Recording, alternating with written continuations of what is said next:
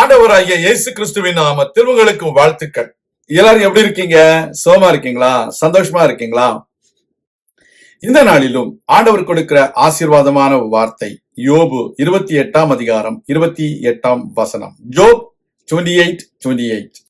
மனுஷனை நோக்கி, இதோ ஆண்டவருக்கு பயப்படுவதே ஞானம், பொல்லாப்பை விட்டு விலகுவதே புத்தி என்றார் என்று சொன்னார். Very clear that the fear of the Lord is the wisdom of every human being in the world.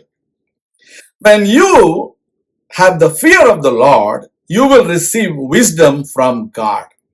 The Holy Spirit will take control of your life when you have the fear of the Lord in your life.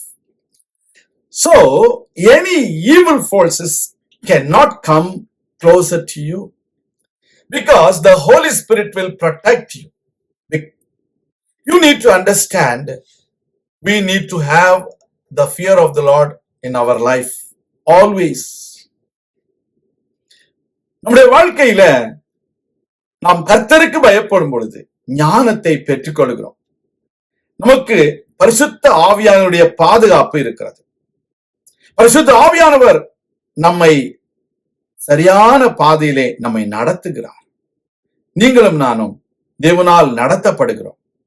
எனவே நம்முடைய வாழ்க்கையிலே ஆசீர்வாதம் உண்டு. அதே சமயம் சில மக்கள் பொல்லாப்பு செய்கிறவர்களாக இருக்கிறார்கள். நீங்களும் நானும் அந்த பொல்லாப்பு செய்கிற மனிதர்களை விட்டு விலக வேண்டும். We need to go away from the people, those who do wicked things in their life, because they are occupied by the evil forces of the world or the evil spirits. They keep doing evil things.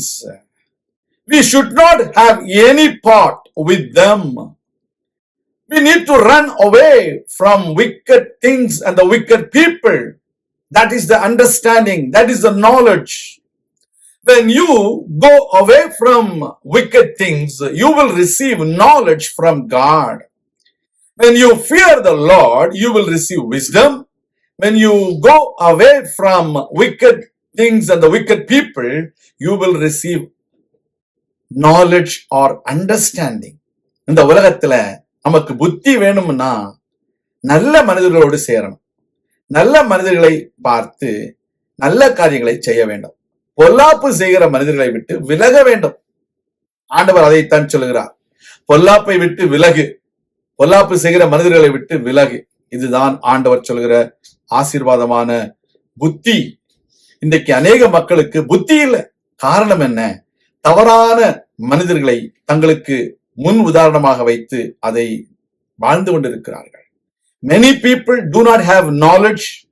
Many people do not have understanding because they have wicked people as their model and they are following the wicked people. That is why their life is not successful. They are not being blessed. They are not following the people, those who are following God's word, those who have the fear of the Lord. So we need to always make sure we need to run away from the wicked people and the wicked things. God bless you. கர்த்தர் உங்களை ஆசீர்வதிப்பாராக.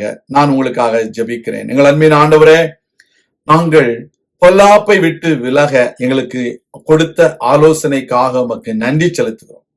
பரிசுத்த ஆவியானவர் எங்களை ஆட்கொள்ளவும், பரிசுத்த ஆவியானவர் எங்களை செம்மையான பாதையிலே நடத்தவும் எங்களை ஒப்பு கொடுக்கிறோம்.